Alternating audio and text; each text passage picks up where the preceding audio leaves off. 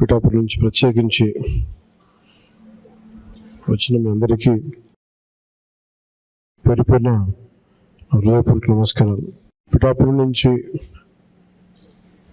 మీరందరూ నన్ను ఎంతో నమ్మకంతో గెలిపించారు.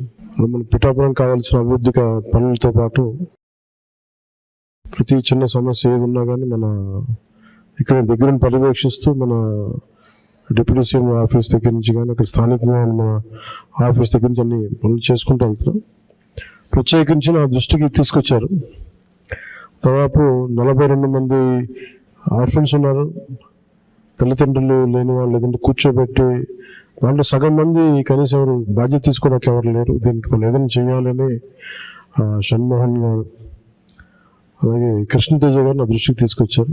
ఆ రోజు నేను అనుకున్నది ఏంటంటే, ముందు నేను ఎమ్మెల్యేగా గెలిచి డిప్యూటీ సీఎం పదవి తీసుకున్నాక, బాధ్యతలు తీసుకున్నాక జీతాలు ఇవన్నీ తీసుకోకూడదని నిర్ణయించుకుంటే అసలు భారం అవ్వకూడదని. కానీ పరిస్థితి ఏమొచ్చిందంటే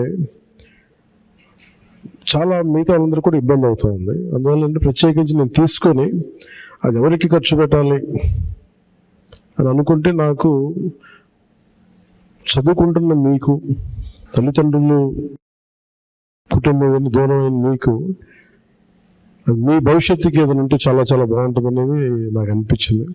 దాని తగ్గట్టుగా అడుగు వేసాం. సో నాకు వచ్చే జీతంలో మొత్తం ఆ డబ్బంతా ఇట్లా మీ భవిష్యత్తుకి, ఈ పదవి ఉన్నంతకాలం, ప్రభుత్వం ఉన్నంతకాలం మీరు సంపూర్ణంగా చదువుకునే వరకు నెలకి 5,000 రూపాయలు చొప్పున మీకు అందజేయడం జరుగుతూ ఉంటుంది. ముఖ్యంగా ఇది మీకు ఎంత సహాయపడుతుంది అనేది మీరే చెప్పాలి నాకు. మన ఉన్నతాధికారులు అందరూ ఆలోచించారు. దీంట్లో ఎక్కడ కూడా ఒక కులం కానీ అనేటట్లు, దాంట్లో అన్ని కులాలు ఉన్నారు, అందరూ ఉన్నారు. ఒకరికి నేను ఒక్క కులానికి నేను మాట్లాడాలి ఆ మనస్తత్వం కూడా లేదు నాకు.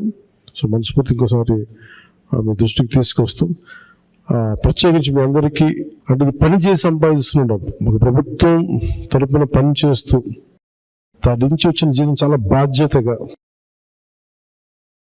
నాకు మీరిచ్చిన అధికారాన్ని తిరిగి తద్వారా వచ్చిన డబ్బుని తిరిగి ఏ పిఠాపురం అయితే నన్ను గెలిపించడానికి కారణం అదే పిఠాపురం భవిష్యత్తుకి, మీరందరూ పిఠాపురం భవిష్యత్తు ఇక్కడ ఉన్న పిల్లలందరూ, సో మీ భవిష్యత్తు కోసం నేను దీన్ని తిరిగి జీతాన్ని ఇచ్చేస్తున్నాను.